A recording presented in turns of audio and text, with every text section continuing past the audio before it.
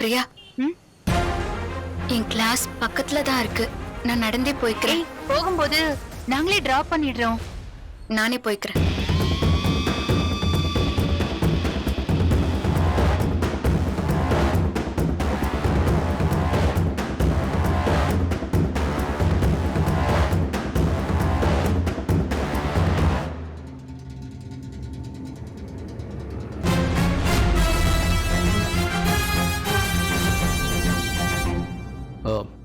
மாப்பிள உட்காருங்க. பரவாயில்ல மாமா, இருக்கட்டும். ஆ, வர்ற வெள்ளிக்கிழமை நாள் ரொம்ப நன்னா இருக்கு. அன்னைக்கு தாலியை பிரிச்சு கட்டுறது வச்சுக்கலாம். ஆ. ஜோடிக்கு நடுவுல ஏதாவது மனசிக்கல் இருந்தாலும் எல்லாம் சரியா போயிடும். அதை வாங்கிக்க. அப்படியே எது நல்ல நேரம்னு சொல்லிட்டீங்கன்னா வசதியா இருக்கும். 2 முகூர்த்தம் எழுதி கொடுத்துருக்கேன். எது உங்களுக்கு வசதிப்படுதோ அதை அப்படியே வச்சுக்கோங்க. ம். வேற ஏதாவது கேட்கணுமா என்கிட்ட? என்ன பார்வதி? இல்லங்க, போதும். ம், அப்ப நான் உத்தரவு வாங்கிட்டுமா? நல்லதுங்க. அப்பா அப்பா, இது பாரு, நேரா டிரைவர் அங்கிள் கிட்ட போயிட்டு ஐயரை கொண்டு போய் கரெக்டா அவங்க வீட்டுல பத்திரமா இருக்க வர சொல்லு. ஓகேவா? போ போ போ. வாங்க. என்ன நல்லது. நான் வரேங்க. வரேங்க. வாங்க. பத்திரமா கூட்டு போ. வாங்க. மாப்பிள, மாமா, பெரிய ஏற்பாடெல்லாம் எதுவும் கிடையாது. துறை வீட்டுக்கு சொல்லணும், அப்புறம் ரொம்ப நெருங்கின சொந்தங்களுக்கு சொல்லணும். அவ்வளவுதான். பாத்துக்கிறீங்களா? சரிங்க மாமா. அக்கா, யார கூப்பிடணும், என்னென்ன வாங்கணும் எல்லாத்தையும் லிஸ்ட் போட்டு கொடுத்துரு. நான் எல்லாத்தையும் வாங்கி வச்சிடறேன். சரிப்பா. அதுக்கு முன்ன அக்காவுக்கும் மஞ்சுவுக்கும் சொல்லணும். நீங்க முதல்ல மஞ்சுவை நான் வர சொன்னேன்னு சொல்லி கூட்டிக்கோங்க. அப்புறம் பார்வதி. என்ன பார்வதி, என்னாச்சு? சாமிக்கு செய்யறதுல நான் என்ன குறை வச்சேன்னு எனக்கு தெரியலங்க. ஆனா என்னென்ன செய்யாம விட்டுருக்கோமோ அது எல்லாத்தையும் செய்யணும்னு நினைச்சிட்டு இருக்கேங்க. அதான் தாலி பெருக்கல ஆரம்பிச்சிட்டேன். இப்ப எதுக்கு இந்த திடீர் கவலை உனக்கு? இப்ப வரைக்கும் நம்ம பசங்க சமாதானமாகி ஒன்னா வாழ ஆரம்பிக்கலையேங்க. திடீர் கல்யாணம் தான், அதுக்காக இவ்வளவு நாளா சமாதானமாகாம இருப்பாங்க? ஜோசியர் சொன்னதை கேட்டீங்கல்ல, தாலி பெருக்கிட்டா அவங்களுக்குள்ள என்ன சிக்கல் இருந்தாலும் சரியாயிடும்னு சொன்னாருல்ல, அந்த சின்ன நப்பாசை தாங்க. இந்த ஃபங்க்ஷனை நாம எந்த குறையும் இல்லாம நடத்தணுங்க. அதுக்கப்புறம் நம்ம பிள்ளைங்க சந்தோஷமா வாழ ஆரம்பிச்சிருவாங்கன்னு எனக்கு நம்பிக்கை இருக்கு. உண்மைதான் பார்வதி. இப்ப என்ன, எந்த குறையும் இல்லாம இந்த ஃபங்க்ஷன் நடக்கணும், அவ்வளவுதானே? நடத்திடுவோம். என்னென்ன செய்யணுமோ சொல்லிடு, அது எல்லாத்தையும் செஞ்சிடுறேன். சரிங்க. போதுமா? சரிங்க.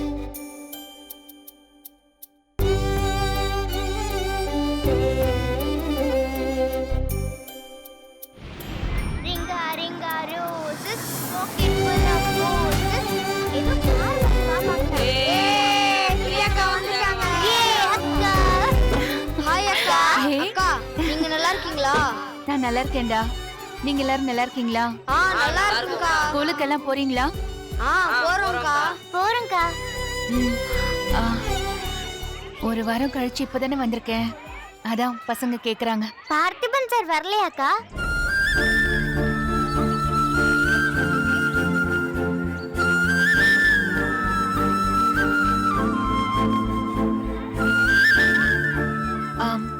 இல்லடா, பார்த்திபன் சார் வரல. இவரு பார்த்திபன் சாரோட தம்பி, பேரு ஜீவா. இவர்தான் என்னோட ஹஸ்பண்ட். என்னக்கா சொல்றீங்க? பார்த்திபன் சாரை கல்யாணம் பண்ணி போறீங்கன்னு மேடம் சொன்னாங்க.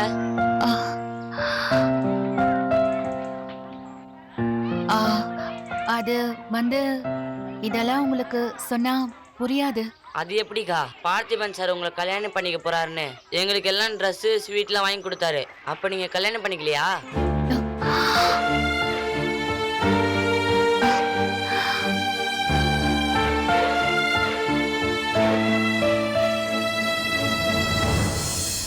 வாங்க. டேய் வாளுங்களா, எதுக்கு கண்டபடி கேள்வி கேட்டுட்டு இருக்கீங்க? போங்க, உள்ள போங்க. ஓடு. பாய்க்கா.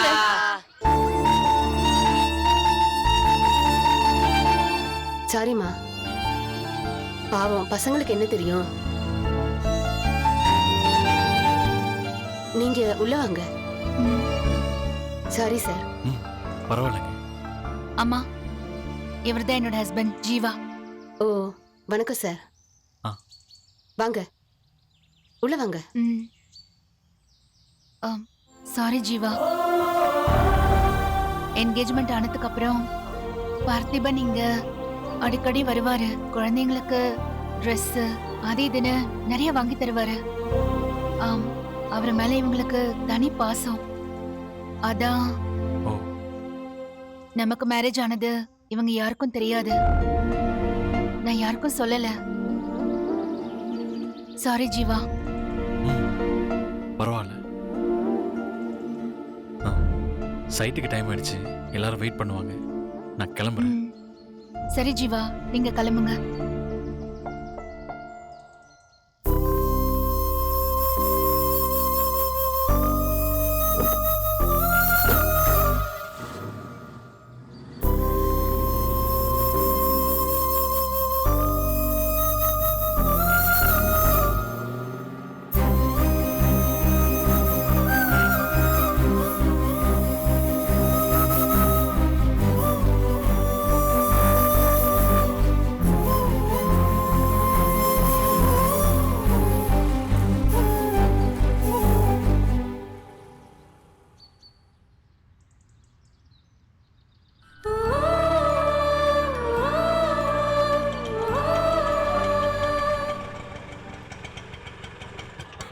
காவியா,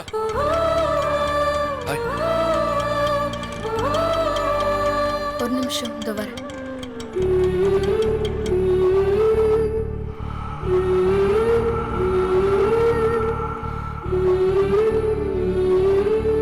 இங்க என்ன பண்றீங்க? உன்னை பிக்கப் பண்ண தான் உனக்கு ஹாஃப் அன் ஹவரா வெயிட் பண்றேன். ஹாஃப் அன் ஹவராவா? ஆமா. உங்களை நான் வர சொல்லவே இல்லையே.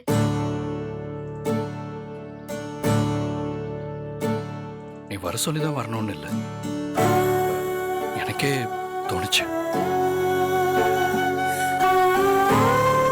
என்னால காலையில தான் ட்ராப் பண்ண முடியல. உன்னை ஈவினிங்காவது பிக்கப் பண்ணலாமேன்னு வந்தேன்.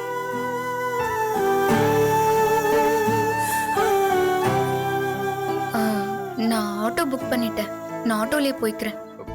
இல்ல பரவாயில்ல, நான் அதை கேன்சல் பண்ணிக்கலாம். இல்ல, எனக்கு நிறைய வேலை இருக்கு. நான் அதை முடிச்சிட்டு வரேன். காவியா, பரவாயில்ல, நம்ம கார்லயே போலாம். எல்லா வேலையும் முடிச்சிரு, அதுக்கப்புறம் கூட வீட்டுக்கு போலாம்.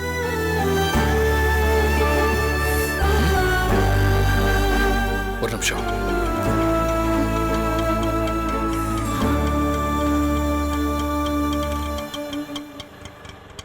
இந்தாங்க, நீங்க கிளம்புங்க. Okay okay.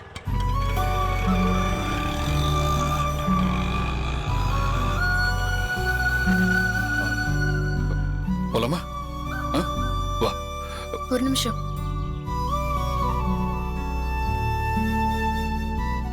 இனிமே என்ன கேட்காம எதுவும் பண்ணாதீங்க.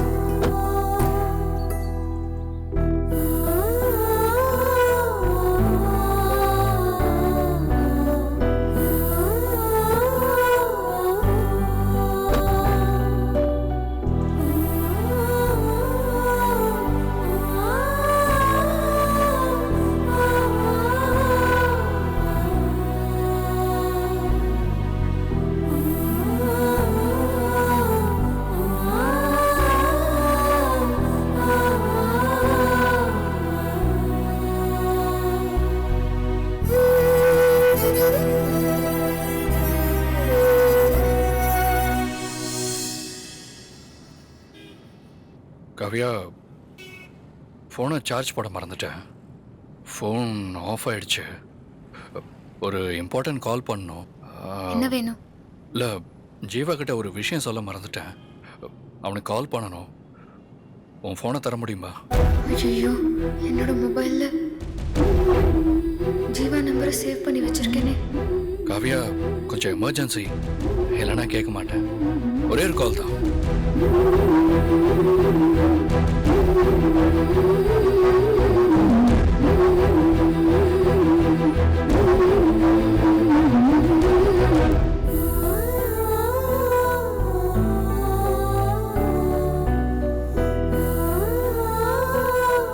காவியா, கொஞ்சம் அர்ஜென்ட்.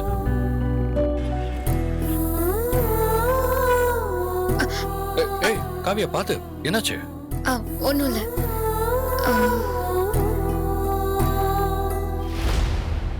ஏதாவது ஹெல்ப் வேணுமா?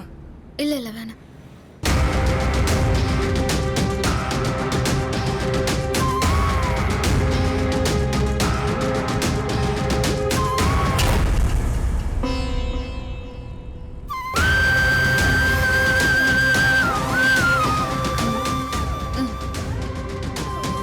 தேங்க்யூ.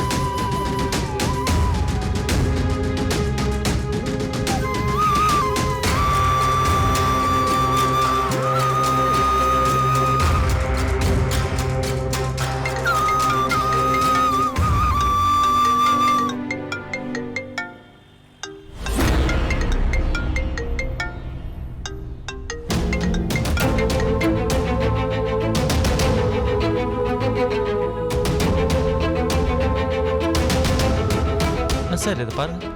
என்னாச்சு? ஒன்றும் இல்லை. நீங்கள் சொல்லுங்கள். சார், நம்ம பூந்தமல்லி சைட்டில்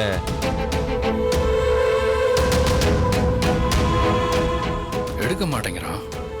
ஒருவேளை தெரியாத நம்பர்னு எடுக்கலையோ? காவியா, உன் நம்பரு ஜீவாட்ட இருக்குல்ல? தெரியல.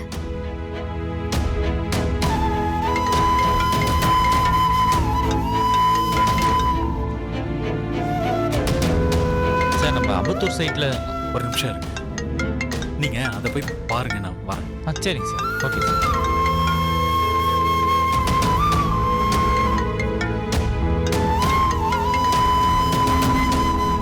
எதுக்காக திரும்ப திரும்ப கால் பண்ற? எடுக்கலன்னா விட மாட்டியா? இங்க எனக்கு எத்தனை வேலை இருக்கு தெரியுமா? இப்படிதான் தொந்தரவு பண்ணிருப்பியா நீ? டேய், இருடா. நான் பார்த்து பேசுறேன். இது யார் நம்பர்னு உனக்கு தெரியுமா தெரியாதா? நீ என்னடா இந்த நம்பர்ல இருந்து பேசுற? காவியாவோட நம்பர்ரா. ஆமா, நீ யார் நினைச்ச சத்தம் போட்டுட்டு இருக்க? அது என் ஃப்ரெண்ட் ஒருத்தன் சும்மா வெளியில போலாம் வாடான்னு கூப்பிட்டு இருந்தான். வேலை இருக்கு அப்படின்னு சொன்னேன். விடாம கால் பண்ணி டிஸ்டர்ப் பண்ணிட்டே இருந்தான். அந்த மாதிரி ஃப்ரெண்ட்ஸ் எல்லாம் இதுக்கு பக்கத்தில் வச்சிருக்க. சரி, அதை விட ஒரு முக்கியமான விஷயம். நம்ம சோழிங்கநல்லூர் சைட்டுக்கு சிமெண்ட் 2 டன் வருது. அதில் 1 டன் அங்கே இறக்கி வச்சுட்டு இன்னொரு டன் வந்து ஊர பக்கம் சைட்டுக்கு அனுப்பிச்சிரு. அங்கே சிமெண்ட் வரலன்னு கேட்டுக்கிட்டே இருந்தாங்கடா. நீ உடனே அனுப்பிச்சு வச்சிரு. சரி பார்த்தி. நாளைக்கு 1 டன் ஊர பக்கம் வருது. அதை வந்து சோழிங்கநல்லூர் அனுப்பிச்சிடலாம். சரியா? சரி, ஓகே. டே, மறந்துடாத, முக்கியமான விஷயம். ஓகே. பாத்துக்கிறேன். தேங்க்ஸ் காவியா.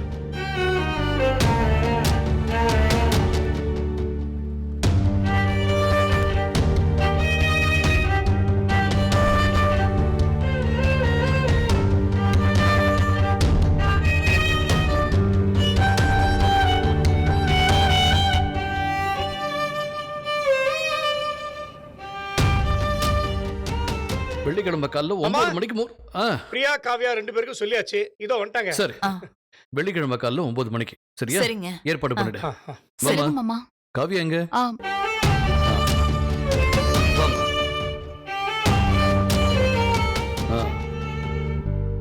சொல்லுங்க மாமா. 2 பேரும் ஒரு 5 நிமிஷம் இப்படி உட்காருங்க. ஒரு விஷயம் பேசணும். உட்காருங்கம்மா.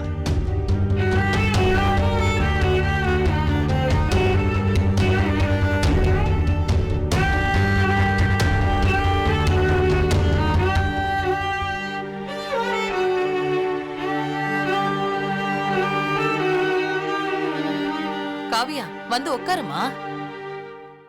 மாமா எனக்கு படிக்கிறதுக்கு நிறைய இருக்கு, நான் படிக்கணும்.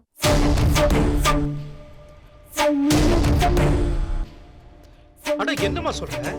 ஒரு 5 நிமிஷம் தான், உட்காருமா. ஏய் வா காவியா. போமா.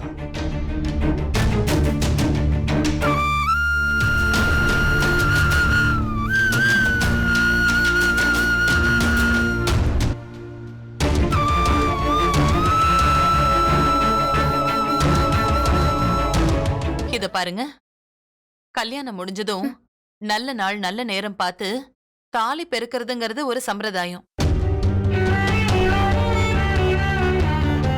உங்க 2 பேருக்கும் இன்னும் தாலி பெருக்கலல்ல. சொல்லுங்க அத்தை, என்ன பண்ணணும்? சொல்றோம். அது ஜோசியரை வச்சு நல்ல நாளும் பார்த்தாச்சு, நல்ல நேரமும் குறிச்சாச்சு. வர வெள்ளிக்கிழமை தாலி பெருக்கிறோம். நீங்க வெளியில எங்கேயும் போகாம வீட்லயே இருக்கணும், சரியா? சரிங்க அத்தை.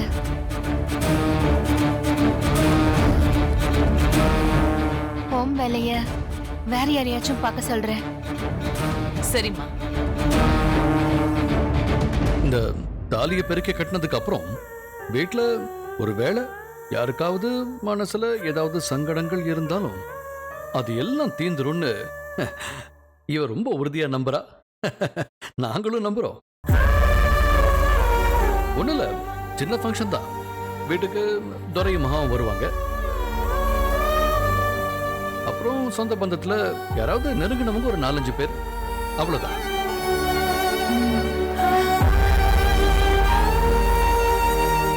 இந்த சடங்கு எல்லாம் அவசியமா மாமா?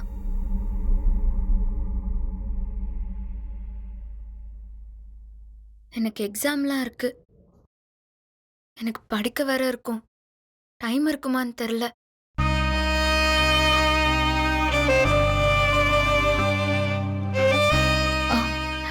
என்னடி பேசுற? இதெல்லாம் கட்டாயம் பண்ண வேண்டிய சடங்கு சம்பிரதாயம்.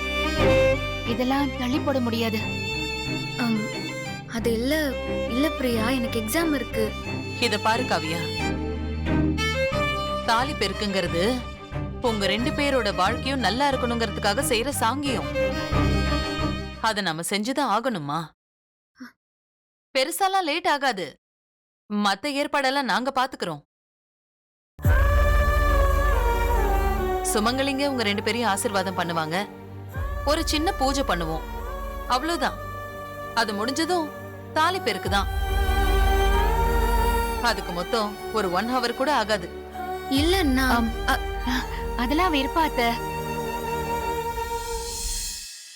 பிரியா என்ன 24 ஹவர்ஸ்ல 1 hour ஒன்னும் ஆயிட போறதில்ல. நான் கிளாஸ்க்கு லீவ் போட வேண்டியது இருக்கும். ஒரு நாள் போலனா ஒன்னும் தப்பாயிடாது. நீ கொஞ்சம் பேசாம அமைதியா இரு. நீங்க ஏற்பாடு பண்ணுங்க அத்தை.